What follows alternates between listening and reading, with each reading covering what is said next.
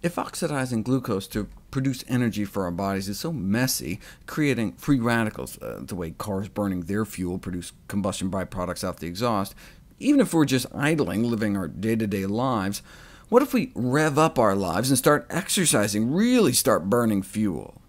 Then we create more free radicals, more oxidative stress, and so need to eat even more antioxidant-rich foods. Why do we care about oxidative stress? Well, it's implicated in virtually every known human disease, and there's an increasing body of evidence linking free radical production to the process of aging. Why? Because free radicals can damage DNA, our very genetic code. Well, if free radicals damage DNA and exercise produces free radicals, does physical activity induce DNA damage if we don't have enough antioxidants in our system to douse the free radicals? Yes. In fact, ultra-marathoners show evidence of DNA damage in about 10% of their cells tested during a race, which may last for up to 2 weeks after a marathon. But what about just short bouts of exercise? We didn't know until recently.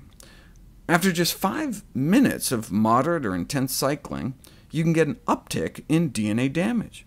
We think it's the oxidative stress, but regardless of the mechanism of exercise-induced DNA damage, the fact that a very short bout of high-intensity exercise can cause an increase in damage to DNA is a cause for concern. But we can block oxidative damage with antioxidant-rich foods. Of course, when drug and supplement companies hear antioxidant-rich foods, they think pills.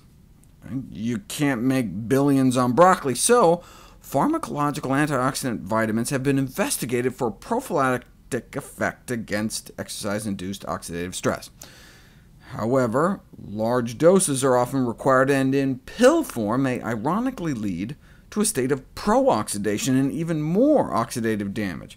For example, guys doing arm curls taking 500 mg of vitamin C appeared to have more muscle damage, inflammation, and oxidative stress. So, instead of vitamin supplementation, how about supplementation with watercress, the badass of the broccoli family?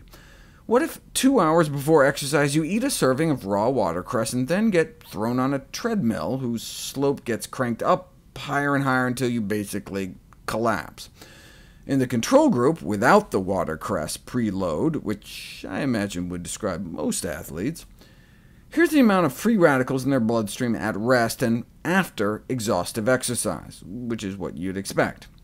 So if you eat a super healthy antioxidant-packed plant food like watercress before you exercise, can you blunt this effect? Even better. You end up better than you started. At rest after the watercress, you may start out with fewer free radicals, but only when you stress your body to exhaustion can you see the watercress really flex its antioxidant muscle. So what happens to DNA damage? Well, in a test tube, if you take some human blood cells bathed in free radicals, you can reduce the DNA damage it causes by 70% within minutes of dripping some watercress on them. But does that happen within the human body if you just eat it? We didn't know until recently.